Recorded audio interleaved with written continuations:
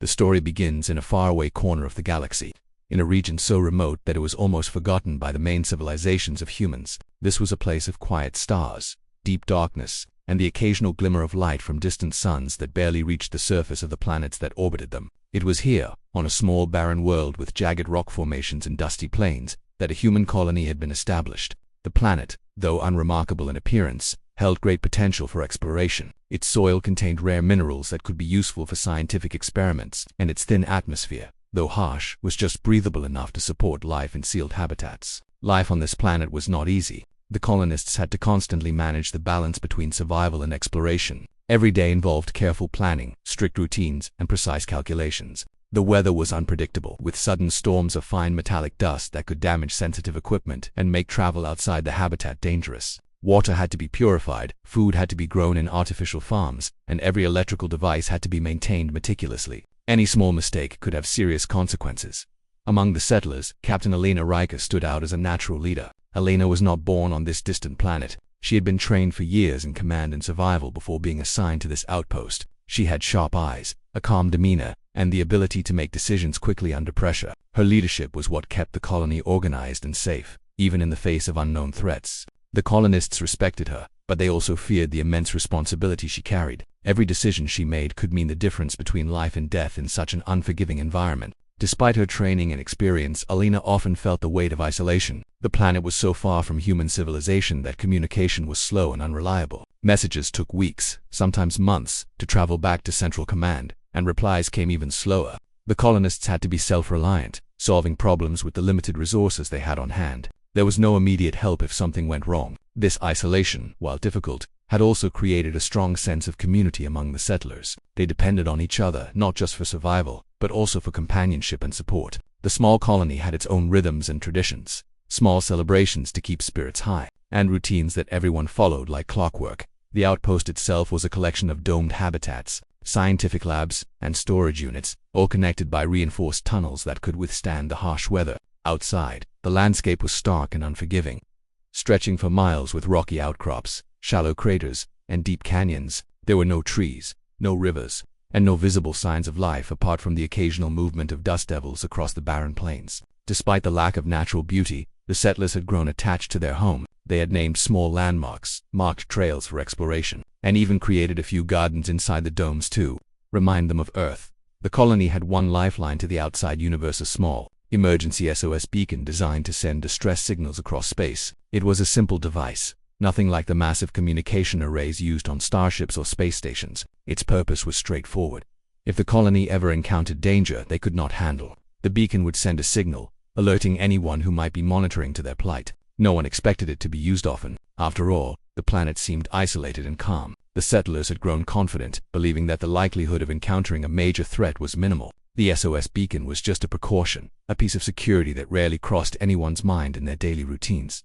Life in the colony, while harsh, had settled into a rhythm. The settlers divided their time between maintaining the habitat, conducting research, and exploring the surrounding landscape. Scientific experiments were a major focus, as the colony's success depended on understanding the planet's geology, atmosphere, and potential resources. Some colonists specialized in mineral analysis, others in environmental monitoring, and a few were assigned to engineering tasks, ensuring that machinery and life support systems functioned without failure. These routines gave structure to life on an otherwise empty planet. Even the small challenges became part of the daily rhythm. Minor technical malfunctions, dust storms that delayed exploration, and occasional disagreements among colonists were handled with practical solutions and teamwork. Each day presented small victories, like successfully repairing a broken water filter or harvesting a crop of hydroponic vegetables. These victories were celebrated quietly but meaningfully because survival itself was a constant challenge. Despite the routine, there was always an underlying sense of tension. The galaxy was full of unknown dangers, and even in such isolation, the settlers were aware that they were never truly safe.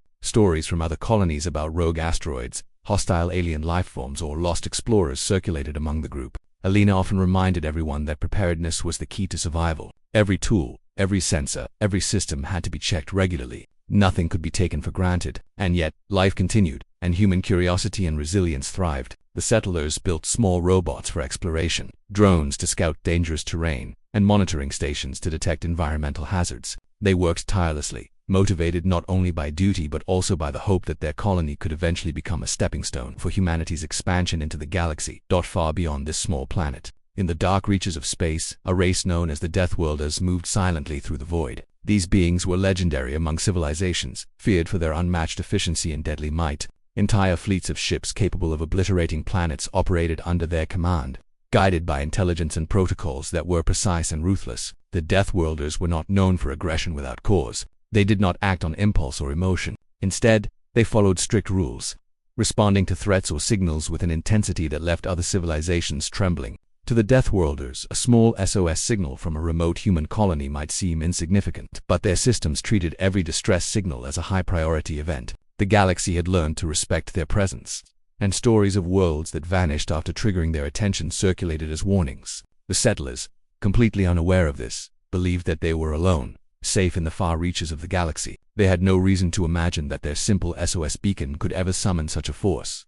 Within the colony, daily life went on. Children, born on this planet, ran through the corridors of the habitats, learning basic survival skills while playing simple games. Adults conducted experiments, repaired machinery, and trained for exploration missions. Alina oversaw the activities with a watchful eye, balancing strict discipline with compassion. She had learned that leadership in such conditions required more than giving orders. It required empathy, understanding, and the ability to inspire confidence even when the future seemed uncertain. Her presence gave the colonists a sense of security. They knew that she could make hard decisions if needed, whether it meant rationing supplies during a shortage, evacuating dangerous zones during storms, or negotiating disputes among settlers. Elena's calm demeanor became a stabilizing force. Her authority, undisputed yet respected because it was earned through competence and care.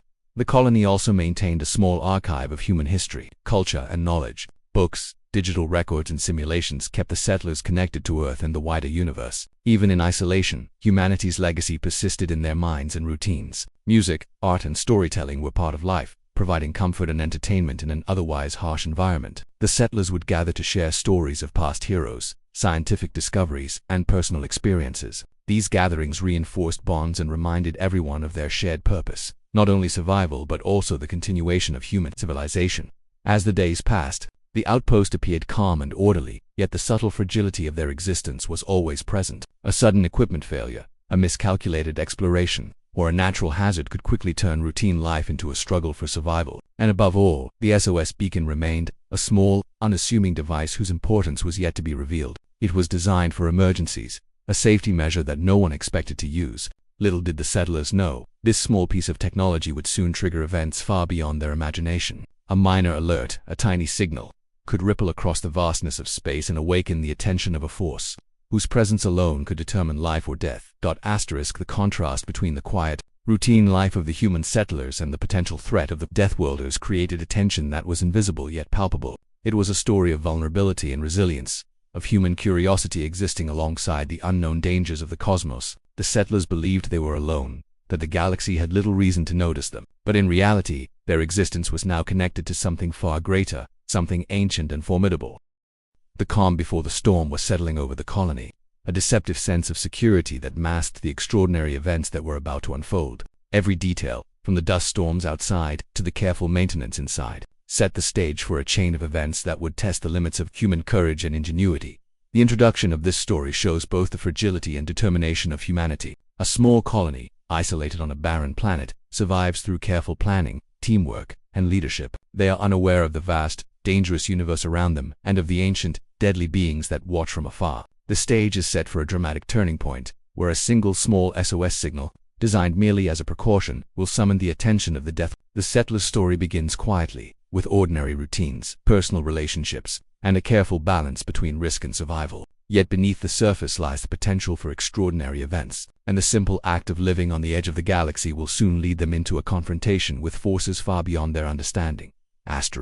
Life on the remote planet had begun to feel almost normal to the settlers. After months of careful planning, preparation, and routine, the colony had settled into a rhythm that made the harsh environment more manageable. The dust storms, the extreme temperature swings, and the barren landscape were no longer as threatening because the colonists had adapted. They had learned to anticipate problems, to react quickly to minor emergencies, and to trust one another in ways that only people living on the edge of survival could. Captain Elena Riker oversaw this life with a careful, steady hand. Every day, she would begin with a review of the colony's systems, life support, energy supply, communications, and environmental controls. The colony was heavily dependent on technology to maintain a livable environment, and even minor errors could lead to serious consequences. Alina made sure that all systems were checked multiple times a day. Engineers would report anomalies, even if they were small, and she would personally verify any unusual readings before deciding on corrective action. Despite the routine, the colonists often felt a sense of isolation. There was no immediate contact with other human outposts or with the central authorities back on Earth or other populated star systems. The delay in communications meant that a simple message could take weeks to arrive, and replies might take months. For the settlers, this meant that they had to solve problems on their own. If an emergency occurred, they could not rely on immediate assistance. Every decision had to be carefully considered, every action deliberate. This self-reliance had built a strong sense of community among the colonists. They depended on each other not only for survival but also for emotional support. Small celebrations, shared meals, and group activities helped to reinforce bonds and maintain morale. The colonists' daily life was divided into strict schedules. Scientists spent hours analyzing soil samples, testing water purity, and studying the planet's mineral composition. These studies were critical, not only to understand the planet's potential for human habitation, but also to contribute knowledge back to human space programs. Engineers constantly worked on maintaining equipment, repairing broken parts, and upgrading systems to cope with the planet's harsh conditions. Explorers and survey teams ventured outside the domes to map the terrain, study wildlife traces, and check for potential hazards. Even the simplest outdoor tasks carried inherent risk. One wrong step could result in injury, and any injury could have serious consequences because medical resources were limited. The settlers also had to monitor environmental factors continuously. The planet's thin atmosphere was unpredictable, with sudden gusts of wind carrying abrasive dust that could damage equipment and irritate lungs. Occasional tremors shook the rocky surface, and distant storms sometimes created dangerous electrical phenomena. The colonists had sensors scattered across the planet's surface, feeding data back to the central habitat. These sensors monitored weather patterns, seismic activity, and radiation levels. Data from these devices guided the colonists' decisions, dictating when it was safe to venture outside or when to take extra precautions inside the domes. Amidst this routine, a subtle, almost unnoticed event occurred. A minor technical malfunction in the colony's communication systems caused a brief surge in the power lines connected to the SOS beacon. The settlers barely noticed it at first. It was just a small flicker in the readings, a minor anomaly that could easily be ignored. However, what seemed like a trivial glitch would soon have profound consequences. The SOS beacon, designed for emergencies, had been programmed to detect critical failures and automatically send distress signals across vast distances of space. Its alert protocols were sophisticated, able to reach monitoring stations far beyond the planet. No one expected the beacon to ever be used. In the eyes of the colonists, it was just a precaution, a piece of equipment that existed to ensure safety in the worst-case scenario. The colony's sense of security was further reinforced by the belief that their remote location made them essentially invisible. They were thousands of light-years from major human settlements, orbiting a star that was almost unremarkable. It seemed unlikely that anyone or anything would take notice of them. This false sense of security was comforting but dangerous. The settlers were so focused on the practical aspects of daily life, food, water, shelter, scientific research, that they rarely considered the possibility of external threats. Yet, even in this isolation, there were subtle indicators that the galaxy was not entirely empty. Alina had noticed strange energy fluctuations on sensors and occasional readings of unidentified signals. At first, she dismissed these as interference or minor system errors, but the truth was far more significant. Somewhere in the galaxy far beyond the settlers' awareness, a powerful race known as the Deathworlders was patrolling space. These beings were legendary, feared by civilizations for their unmatched skill, precision, and deadly efficiency. Unaware of a looming presence, the colonists continued their daily routines. Engineers performed routine maintenance on rovers and drones, ensuring they were ready for exploration missions. Scientists conducted careful studies of the planet's minerals, mapping their properties and cataloging samples. Even children, born on this remote world, were learning basic survival skills through play, climbing rocks, navigating shore trails, and understanding how to use communication devices. Life seemed almost normal, almost safe. But beneath the surface of routine and habit, a single tiny action, the SOS beacon glitch, was about to set events in motion that none of them could imagine. As the days passed, small, unusual occurrences began to accumulate. Sensors occasionally detected fleeting energy signatures that disappeared before they could be fully analyzed. Equipment sometimes malfunctioned for brief moments, as if an unseen force was testing or observing the colony. These anomalies were subtle, almost insignificant individually, but collectively they created an atmosphere of unease among a few perceptive colonists. Alina, ever vigilant, noted these events in her logs. She instructed teams to double-check systems, recalibrate sensors, and run diagnostics, yet she could not find any clear cause for the irregularities. The colony remained outwardly calm, but an invisible thread of tension had begun to weave itself into the fabric of daily life. The settlers' perception of safety made them underestimate the potential consequences of their isolation. They had no reason to believe that their small SOS beacon could ever reach anyone powerful or dangerous. They had no concept of how far the signal could travel, or how it could attract attention from a force like the Death. In their minds, the universe was vast and empty, and their corner of it was too insignificant to matter. This lack of awareness was natural but dangerous. It highlighted a fundamental vulnerability. Even a tiny signal, an accidental alert, could have consequences far beyond their understanding. Meanwhile, in the distant reaches of space, the Deathworlders were monitoring the galaxy. Their fleets moved silently, scanning for anomalies, threats, or distress signals. Unlike humans, their attention was immediate and precise. A single SOS, no matter how small, would trigger protocols that ensured an immediate and thorough response. These beings did not act out of curiosity or emotion, they acted according to strict rules. For them, a distress signal was a red flag, a priority event that demanded investigation. What the colonists saw as an isolated, harmless world was now, unbeknownst to them, being recorded, analyzed, and evaluated by an advanced civilization capable of annihilation. Back at the colony, life continued its delicate balance. The settlers relied on their routines and their trust in technology to keep them alive. They did not notice the ripple effect that the SOS beacon had created. Each minor task, from repairing a generator to testing a water purifier, was performed with diligence, as if the survival of their small community depended solely on human effort. And in a way it did. Their lives, their very existence, relied on their vigilance, teamwork, and the careful management of every resource. Yet, the real forces that would soon affect them were beyond their comprehension.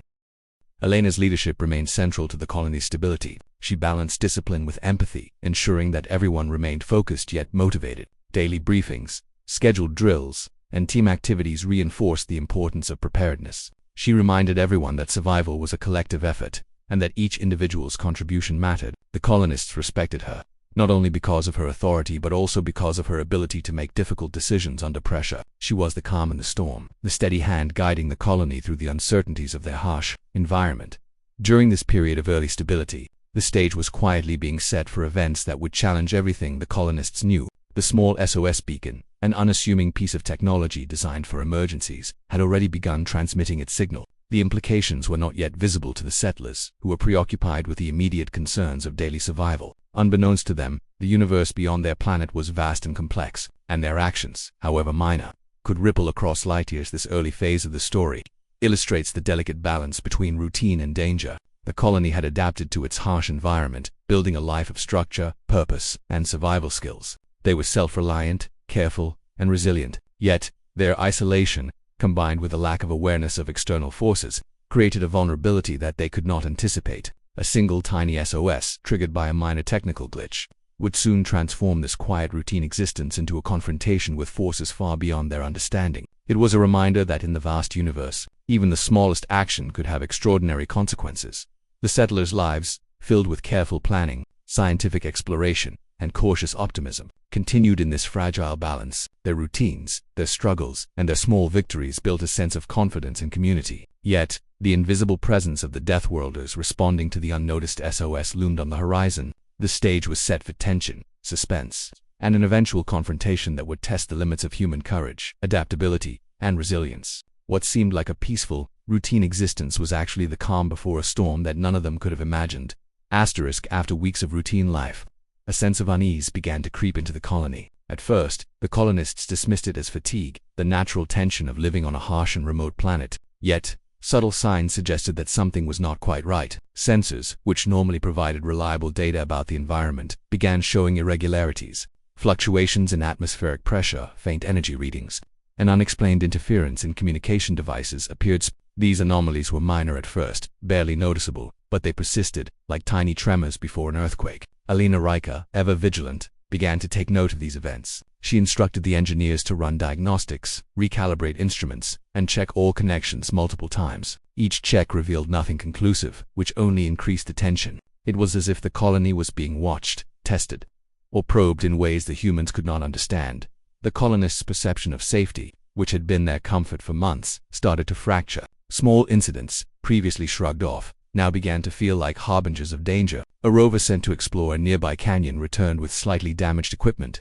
Despite clear weather and careful operation, hydroponic sensors occasionally reported unusual energy surges, though the plants themselves showed no ill effects. Even the simple flicker of lights inside the domes made some settlers uneasy. Whispers of worry started circulating among the team. Some speculated about natural causes, while others feared that the planet might be more dangerous than initially believed. Alina, however, knew that caution and preparation were the best defenses. She increased patrols, implemented stricter safety protocols, and instructed teams to avoid unnecessary risks. Every small anomaly was now treated as a potential threat, though no one truly understood the scale of what was approaching. Unknown to the settlers, the small, seemingly insignificant SOS beacon that had glitched weeks earlier was already transmitting signals far across space. Its faint distress call had reached regions beyond human comprehension, and one of the receivers, a highly advanced monitoring system, picked up the signal. The Deathworlders, a race renowned for their precision and lethality, were alerted. For them, any distress call was an event of the highest priority.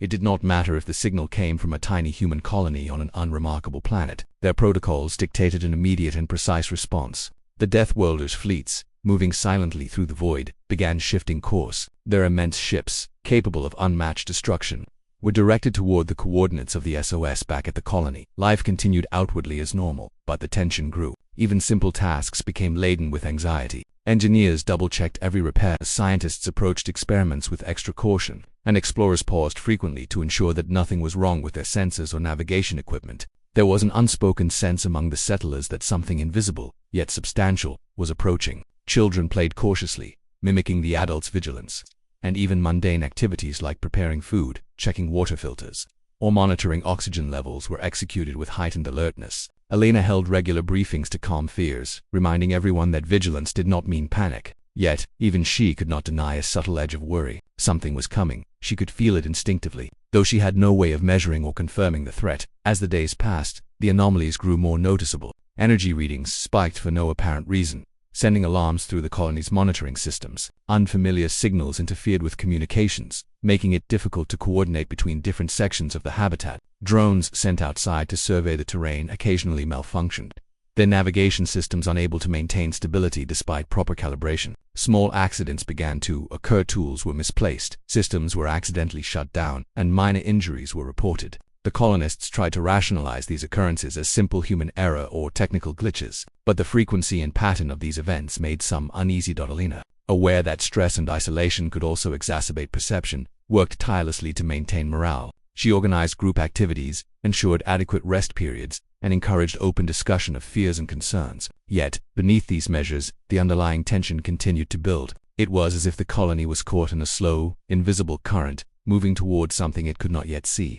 The colonists' routines were their shield, their structure a defense against the unknown, but the shield was thin, and the structure fragile. The true nature of the approaching danger was completely beyond the settlers' imagination. The Deathworlders' fleet, composed of massive ships bristling with weaponry and advanced technology, was already navigating toward the colony. To the humans, these ships were invisible, traveling faster than light and using methods of propulsion and stealth that defied human understanding. The Deathworlders did not approach in haste. Their movement was calculated, precise, and measured. They analyzed every signal, every anomaly, every potential outcome as they closed in on the tiny planet. For them, the humans were simply another variable to consider, whether they were hostile, friendly, or ignorant. The protocols dictated a response that ensured the situation was fully under their control before it escalated. Inside the colony, the rising conflict took subtle psychological forms. The colonists began noticing things they could not explain: fleeting shadows in sensor feeds, noises in empty corridors, and small shifts in equipment calibration that were never fully understood.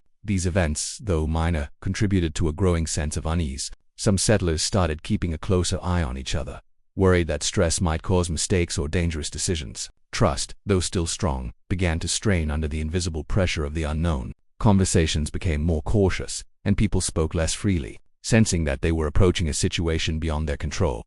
Elena responded to these early signs of tension with both caution and leadership. She held meetings to discuss anomalies, instructed teams to document every irregularity, and emphasized the importance of following protocol. She encouraged calm reasoning over fear, understanding that panic could be as dangerous as any external threat. Still, even with her careful management, the colonists could feel the invisible weight of something approaching. The daily routines, once a source of comfort and stability, now felt fragile, as if each action could trigger a catastrophic failure. Exploratory missions, which had once been routine, became exercises in heightened vigilance. Teams venturing outside were required to check and double-check equipment, maintain constant communication, and return to the habitat at the first sign of irregularities. The barren landscape, previously seen as manageable, began to feel more menacing.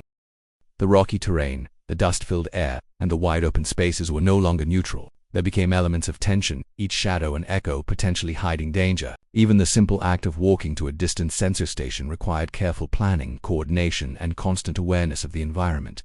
Despite these challenges, the settlers pressed on. Human curiosity, resilience, and determination pushed them to continue their scientific work and exploration. Every soil sample analyzed, every mineral mapped, and every atmospheric reading recorded was a small victory against the isolation and harshness of the planet. But with each small achievement, the unseen threat drew closer, its presence felt but not understood. The colony's isolation, once considered a protective shield, now highlighted their vulnerability. They were small, fragile, and unaware of the forces converging on their tiny outpost. The rising conflict also affected the colony's sense of time. Days and nights blurred together as the settlers focused on monitoring, maintaining, and preparing for potential emergencies. Sleep was shortened, work periods extended, and even leisure became measured and cautious. The psychological effects of this constant tension began to show. Minor irritations, fatigue, and small mistakes appeared more frequently. The colony was functioning, but the underlying pressure was mounting, creating a situation where a single incident could escalate rapidly. As the SOS signal propagated further into space, the Deathworlders' intelligence systems began to analyze the situation in detail. They detected that the humans were unaware of their attention, that the colony posed no immediate threat, and that the population was small and isolated. Yet, their protocols dictated that the response would be meticulous and overwhelming. The unseen presence of the Deathworlders created a pressure that the colonists could not perceive but would soon experience in full. Their every action, every anomaly, and every decision was now part of a larger equation they could not comprehend. Back on the planet, the colonists tried to maintain a sense of normalcy. Social interactions, meals, and scientific collaboration continued. Alina continued to lead with focus and care, attempting to keep morale high. Yet, the rising conflict, though invisible, affected everyone. The faint energy readings, the unexplained equipment malfunctions, and the psychological tension created an atmosphere where fear and anticipation coexisted with curiosity and resilience. The colonists were trapped in a delicate balance, their survival dependent on maintaining .com while unknowingly approaching a confrontation with one of the galaxy's most formidable forces. The rising conflict is not about immediate action or visible threats, but about subtle changes, psychological pressure, and the looming presence of a force far beyond human understanding. The colonists' routines, their reliance on technology, and their self-reliance are all tested against anomalies they cannot explain. The stage is set for a dramatic escalation, as the tiny SOS beacon continues to summon attention from a civilization whose response is precise, calculated, and potentially deadly. The settlers, unaware of the approaching death, continued their work with diligence, courage, and determination. Each small anomaly, each faint energy spike, and each minor equipment failure was a harbinger of the larger events to come.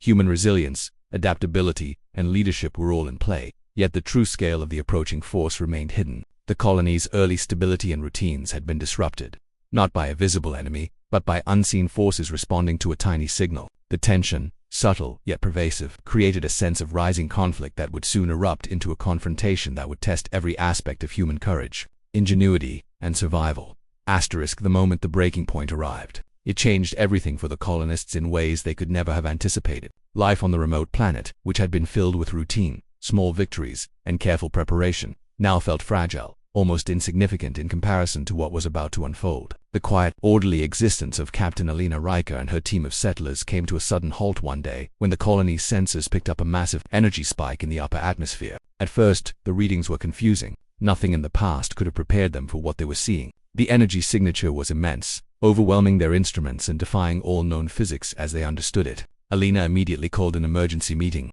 Every member of the colony was gathered in the central command dome, where displays flashed with information they could barely comprehend. The readings suggested that something enormous was entering orbit above their planet, and it was unlike anything they had ever encountered.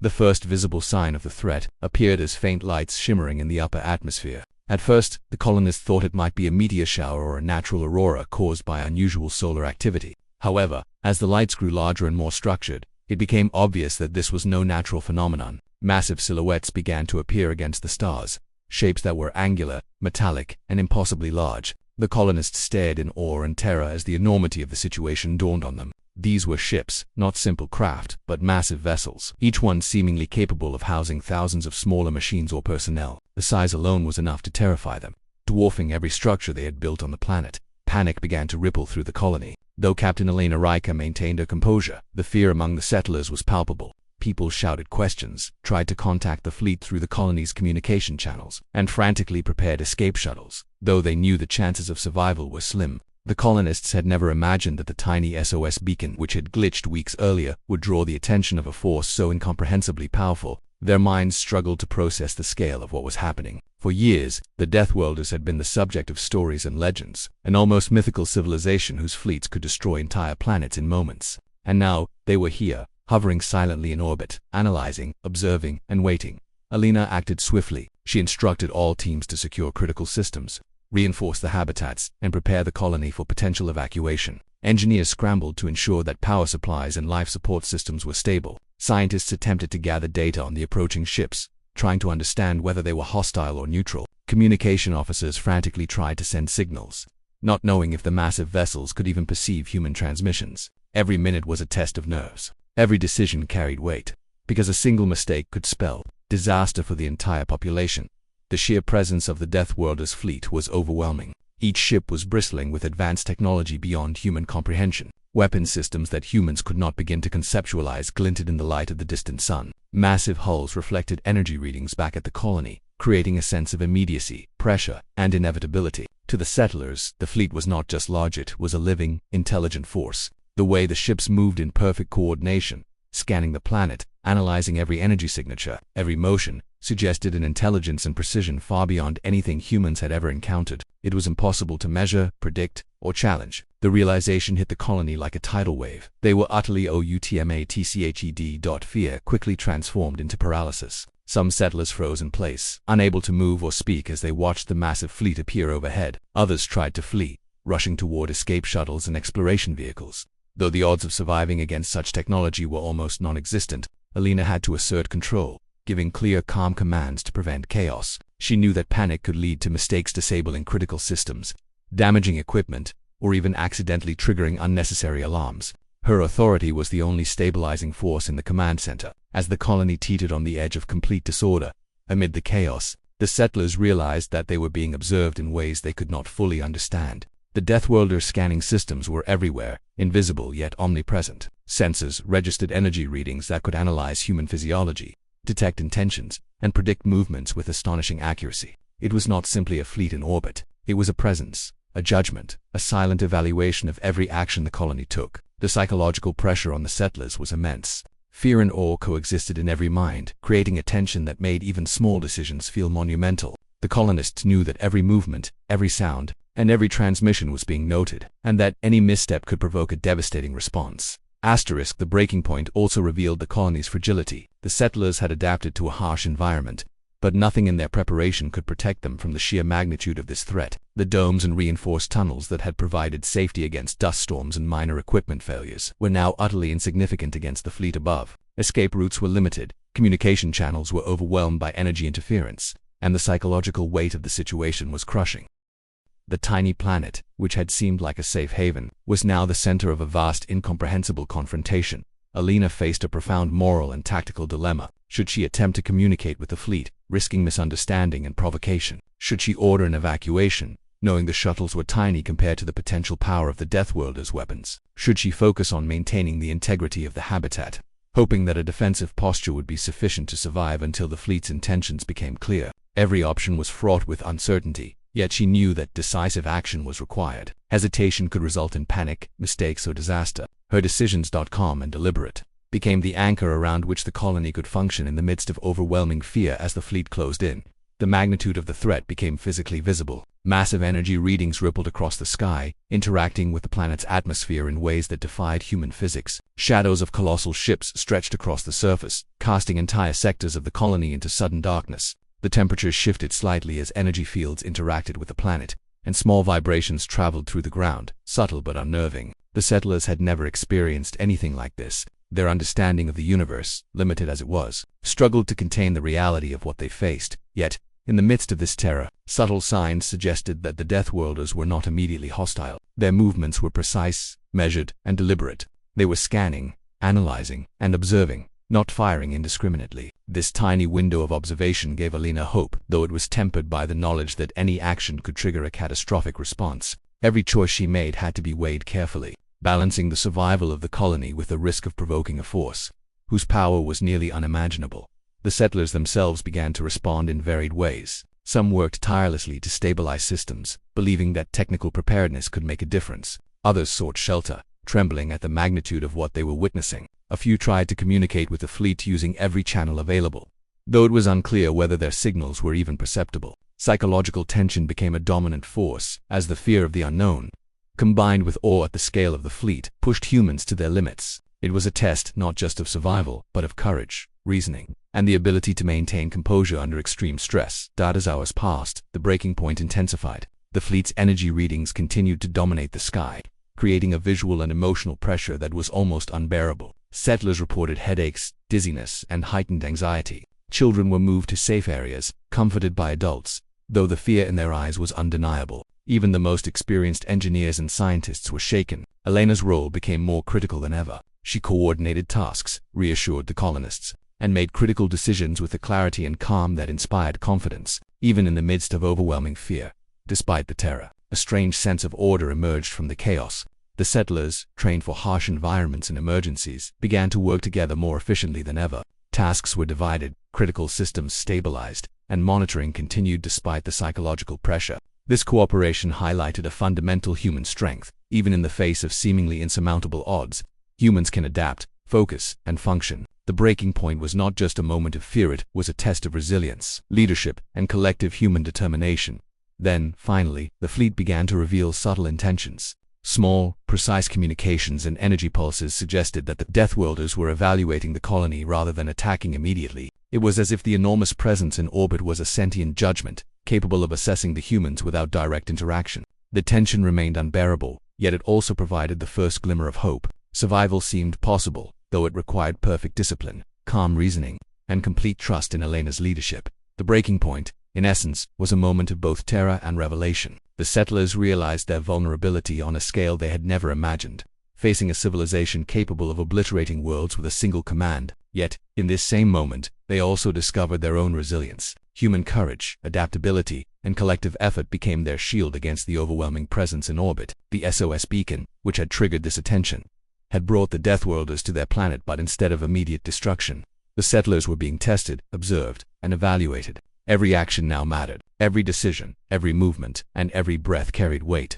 The breaking point had arrived, and it would define the fate of the colony. In the aftermath of this initial confrontation, the settlers understood that nothing about their previous life could prepare them for what was happening. The colony, once secure in its isolation, had become the center of a cosmic event. The magnitude of the fleet above, the precision of its movements, and the psychological weight of its presence had forever changed their understanding of the universe. For the first time, humans on this tiny planet realized that even their smallest actions, like the glitch of an SOS beacon, could ripple across space and attract forces beyond their comprehension. After the terrifying confrontation in orbit, the tension in the colony reached its peak, and every colonist understood that their tiny world had become the center of an unprecedented cosmic event. The massive fleet of the Deathworlders, which had previously dominated the sky with its sheer size and presence, began to show subtle signs of intentional action. It became clear to Elena Riker and her team that the aliens were not attacking indiscriminately, but instead were observing, analyzing, and responding to the SOS signal in a deliberate, measured manner. For weeks, the colonists had faced fear, uncertainty, and a seemingly unstoppable force. Now, as the fleet slowly revealed its true intentions, the settlers experienced a mixture of awe, relief, and cautious hope. Elena immediately recognized that clear communication and precise action were crucial. Any misstep could provoke the Deathworlders or cause an unintentional incident that might be catastrophic. She gathered her senior officers, engineers, scientists, and communications specialists in the command dome and outlined a careful plan. Every team member had a role. Engineers were to stabilize all critical systems, scientists were to monitor the fleet for patterns, and communication specialists were to attempt safe transmissions using universal protocols, hoping for a recognizable response. The colonists were trained for emergencies, but nothing in their experience could prepare them for this. Their skills, resourcefulness, and discipline were about to be tested in a way that transcended anything they had faced before. The first attempts at communication were cautious. Using the colony's limited resources, Elena directed her team to broadcast carefully structured signals designed to convey peaceful intent. They employed visual patterns, energy pulses, and coded sequences, hoping that the Deathworlders' highly advanced sensors would understand that the humans were non-hostile. For hours, there was no response. Every minute felt like an eternity. The colonists could hear the hum of machinery, the occasional nervous muttering, and the steady breathing of those gathered in the command dome. Anxiety remained high, but Alina reminded everyone that patience was key. The Deathworlders operated on their own timescale, and any rush or panic could be misinterpreted as aggression. As the hours passed, subtle changes became visible. Energy readings from the fleet shifted in ways that suggested acknowledgement rather than hostility. Small pulses of light and energy, imperceptible at first, began to interact with the colony's instruments in what seemed like deliberate patterns. Alina interpreted these as a form of recognition, a sign that the fleet had detected the humans' peaceful intentions. The colonists watched in awe, their fear giving way to cautious curiosity. Even the children, previously terrified, peered from safe observation windows, sensing that something monumental was unfolding above them. The realization that they were being evaluated rather than attacked provided a sense of relief, though the tension remained. The Deathworlders' presence was still overwhelming, and any misstep could have catastrophic consequences. With this cautious breakthrough, the settlers began to cooperate more efficiently than ever. The engineers moved swiftly to reinforce habitat systems, ensuring that life support, power, and communications were stable. Scientists monitored the energy patterns of the fleet, attempting to decode what they might indicate. Everyone worked with a shared understanding. Survival depended not only on the physical stability of the colony, but also on their ability to convey intelligence, order, and peaceful intent. Alina's calm and authoritative leadership was the anchor around which the colony functioned. She coordinated the tasks, reassured those who panicked, and reminded the team to remain focused. Every individual action, every decision, contributed to the overall goal of demonstrating that the colony posed no threat and could be approached safely. After continuous monitoring, the settlers observed an unmistakable shift. The Deathworlders' ships adjusted their positions, forming a pattern that suggested containment rather than attack. Massive energy fields, previously intimidating, retracted slightly, creating a safer space around the colony's immediate orbit. It was as if the fleet had completed its initial assessment and concluded that the humans were indeed non-hostile. The realization spread slowly through the command dome, initially met with disbelief, then a cautious sense of relief. The terrifying presence in the sky had become a form of protection rather than a threat, a paradox that highlighted both the immense power and the precision of the Deathworlders. Protocols. Alina decided to take the next step carefully, using the fleet's energy patterns as a guide. The communication team attempted a more advanced signal, one that not only expressed peaceful intent but also requested guidance and assistance. This required precise timing, calculations, and coordination. Any error could be interpreted as a hostile gesture. The colonists worked together seamlessly, adjusting instruments, stabilizing transmissions, and continuously monitoring for feedback. When the first response came, it was subtle but unmistakable, a pattern of energy pulses that matched the signal structure, effectively conveying acknowledgement. For the first time, the settlers had real evidence that they were being understood, and the relief was palpable. Over the next several days, the interaction continued. The Deathworlders began providing indirect assistance, stabilizing the colony's external sensors and ensuring that energy surges caused by their presence did not damage critical systems. Engineers and scientists marveled at the technology, which far exceeded anything humans had created. Small adjustments to the colony's systems were made possible through remote manipulation or guidance, allowing habitats, life support, and communication arrays to operate at higher efficiency. It was clear that the Deathworlders were not only assessing the colony but also actively facilitating its stability, a gesture that demonstrated both power and precision. The settlers quickly adapted to this new reality. What had been terrifying became an opportunity for learning. Alina encouraged her teams to observe the patterns of the fleet, analyze energy interactions, and consider how these might inform human understanding of advanced technology. Scientists and engineers worked together to document everything, noting the fleet's coordination, precision, and problem-solving abilities. Even the most cautious members of the colony began to see that this experience, while overwhelming, provided unprecedented insight into the possibilities of the wider galaxy. Fear persisted, but it was tempered by curiosity, respect, and awe. The resolution phase also required careful diplomacy. Alina continued to issue controlled signals to the fleet, attempting to ensure that every interaction was understood. The Deathworlders' responses were consistent, precise, and deliberate. They did not communicate in a way humans could easily interpret, but the patterns were unambiguous in their meaning. The humans were being recognized as non-hostile and their survival was now acknowledged. The colonists understood that while their tiny presence might have attracted attention, it had also earned them a measure of protection. The SOS beacon, initially seen as a simple emergency device, had inadvertently summoned a force capable of annihilating entire worlds, but instead, that force had become a lifeline. Alina's leadership during this resolution was critical. She maintained calm, directed resources efficiently, and ensured that every member of the colony understood their role. Even when faced with uncertainty, she made decisions with confidence, creating a sense of stability that allowed the settlers to focus on immediate tasks. Her ability to balance caution with initiative ensured that the colony not only survived, but also benefited from the extraordinary circumstances. The settlers began to see the value of their careful preparation, teamwork, and disciplined routines, recognizing that these qualities had allowed them to respond effectively under immense pressure. As the days passed, the colonists also began to make physical adjustments to their environment. Habitats were reinforced, sensors were recalibrated to operate safely in the presence of the fleet's energy fields, and communication arrays were upgraded based on indirect guidance from the Deathworld. The engineers worked in shifts, carefully implementing changes while scientists documented the effects. The colony, which had once been small and fragile, began to feel more robust. There was still tension, still awe, but there was also a growing sense of confidence and resilience.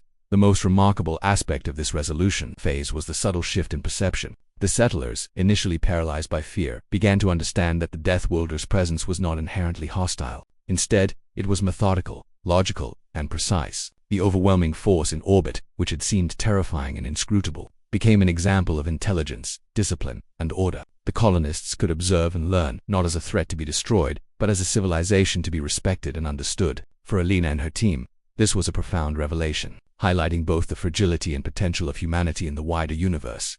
Interactions with the fleet continued, with subtle adjustments and indirect guidance helping the colony stabilize and grow stronger. Small tasks, like improving power efficiency or monitoring atmospheric anomalies, were made easier by insights gained from observing the Deathworlders' methods. The settlers began to document every detail meticulously, realizing that this experience provided knowledge far beyond what was previously accessible. Even routine tasks, such as checking life support or analyzing mineral samples, were now informed by new understanding, informed indirectly by the advanced civilization that had responded to their SOS psychologically. The resolution brought a mixture of relief, wonder, and respect. Fear did not vanish entirely, for the fleet's capabilities were still inspiring and overwhelming. However, the immediate threat of annihilation had passed. The settlers had survived the breaking point, and in doing so had discovered a new understanding of their place in the galaxy. They realized that even a small, seemingly insignificant action, the triggering of an SOS beacon, could have monumental consequences. This realization transformed fear into respect, anxiety into curiosity, and isolation into a cautious awareness of the universe's possibilities. The colony had achieved a delicate balance. Life could continue, but with a new perspective. The settlers were no longer just isolated humans on a remote planet. They were participants in a larger, incomprehensible cosmic system. Their actions, decisions, and even mistakes were now part of a chain that connected them to forces far beyond their previous understanding. The Deathworlders' response had provided both protection and education, transforming what could have been catastrophic into an opportunity for survival and growth. Alina Riker, reflecting on the events, understood that leadership had been the key to survival. Her ability to maintain calm, coordinate resources, and balance caution with decisive action had preserved not just lives, but the integrity of the colony itself. The settlers had learned that preparation, discipline, and collective effort could allow humans to survive even the most overwhelming challenges. The SOS beacon, once a minor emergency tool, had triggered an encounter that redefined their understanding of power, intelligence, and cosmic scale. In essence,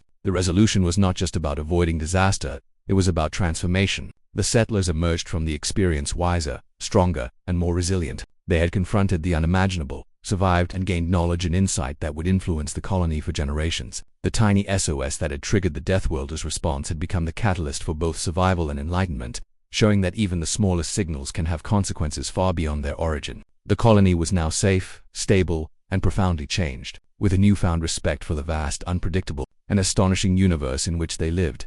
The aftermath of the Deathworlders' arrival left an indelible mark on the colony, both physically and psychologically. Life on the remote planet gradually returned to a semblance of normalcy, yet the events that had unfolded were impossible to forget. The settlers had faced a force so vast, so incomprehensible, that even their most advanced preparations had seemed insignificant in comparison. They had stared into the heart of a civilization that could destroy entire planets with precision and efficiency, and they had survived. For many, survival itself was a revelation. It underscored not only the fragility of their existence but also the incredible resilience that humanity could muster when pushed to its limits. Captain Alina Riker, as the leader of the colony, took on the responsibility of helping her people process the experience. She knew that the psychological impact of the encounter would linger for months, perhaps years. Some settlers experienced recurring anxiety, flashbacks of the enormous ships and energy fields, and the suffocating sense of being observed. Elena organized counseling sessions, group discussions, and reflective exercises to allow colonists to talk about their fears, frustrations, and awe.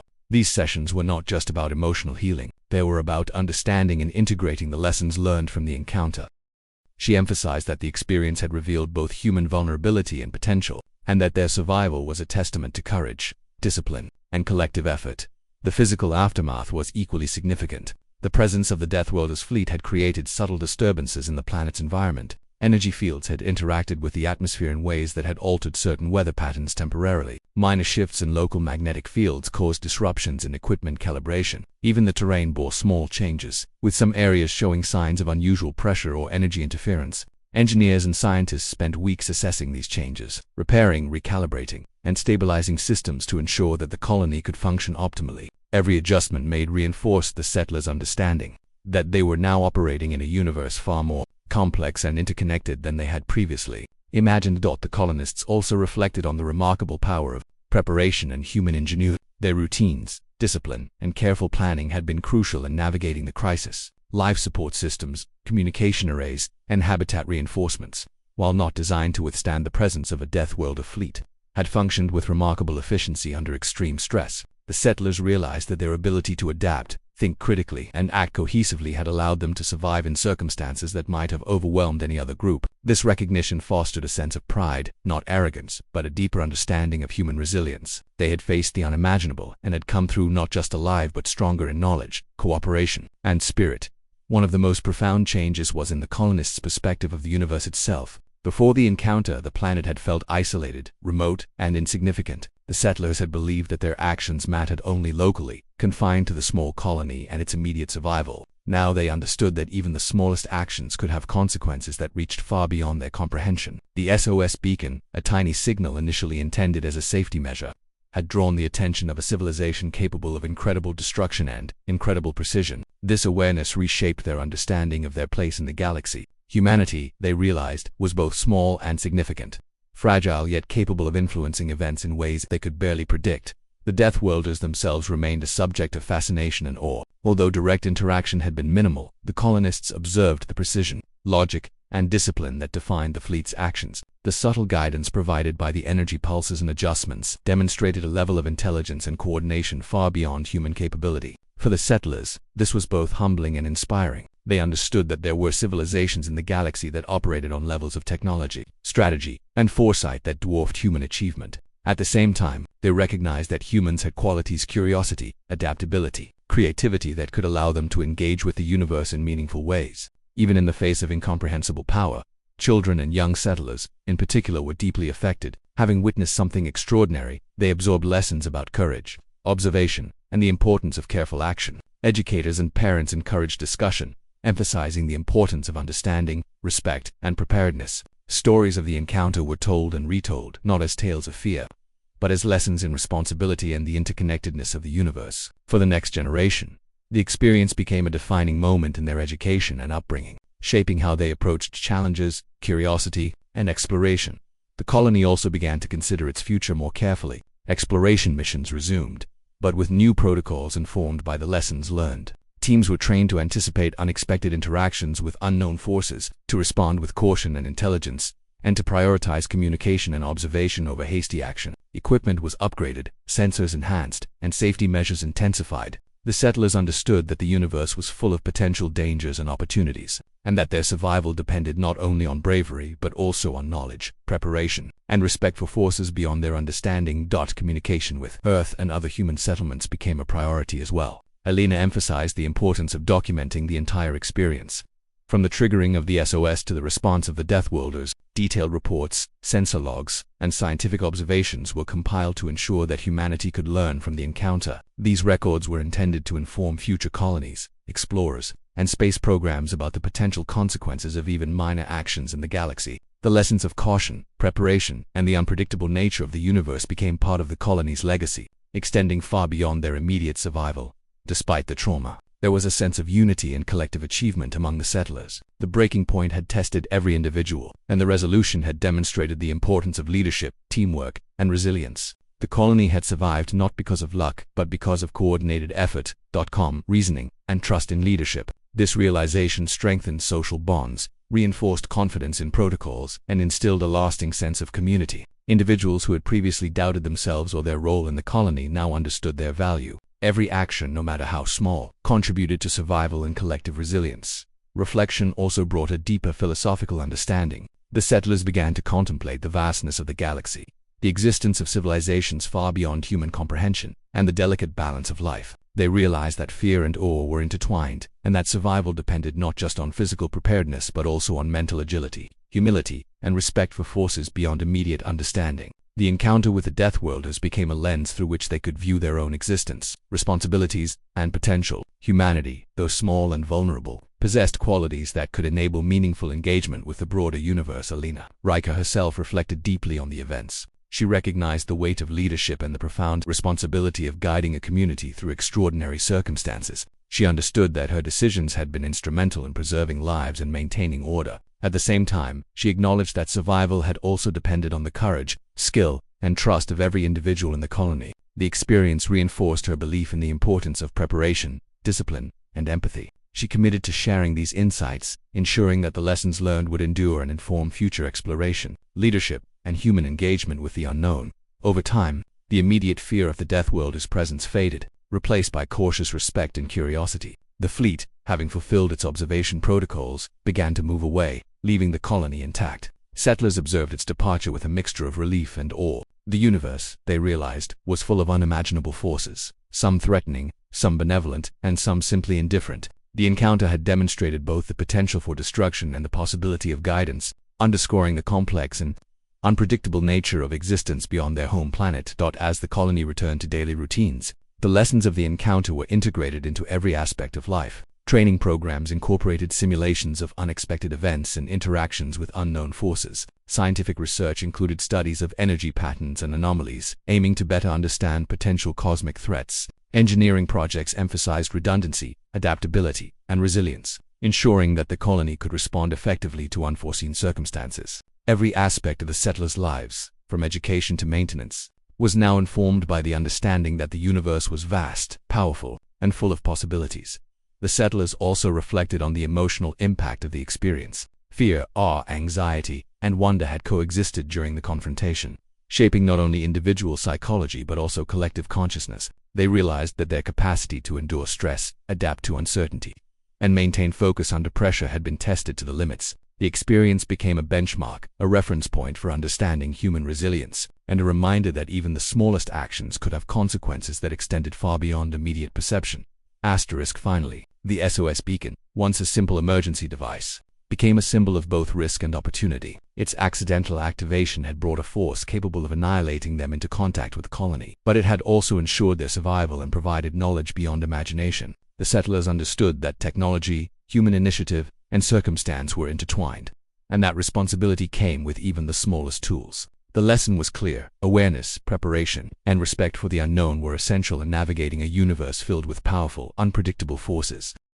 The aftermath and reflection phase transformed the colony. The settlers emerged stronger, wiser, and more cohesive. They had survived an encounter that few could imagine, gained insight into cosmic forces, and developed a profound respect for both human resilience and the intelligence of other civilizations. The experience would shape their culture, education, and philosophy for generations. Life continued on the planet, but it was forever changed. Every action, every decision, and every signal was now considered in light of the knowledge that even a small, seemingly insignificant gesture could ripple across the universe and draw the attention of unimaginable forces. In the end, the colony learned that survival depended not only on courage and skill but also on understanding, reflection, and adaptation. They had witnessed power beyond comprehension, endured fear and uncertainty, and emerged with knowledge, resilience, and unity. The universe was vast, unpredictable, and awe-inspiring, but humanity's capacity for preparation, reasoning, and collective action ensured that even in the face of overwhelming odds, survival and growth were possible. The tiny SOS that had triggered the encounter became a story of hope, resilience, and the boundless potential of human courage and ingenuity. The settlers looked to the stars with a mix of humility, respect, and ambition, forever changed by the encounter that had tested the very limits of their existence.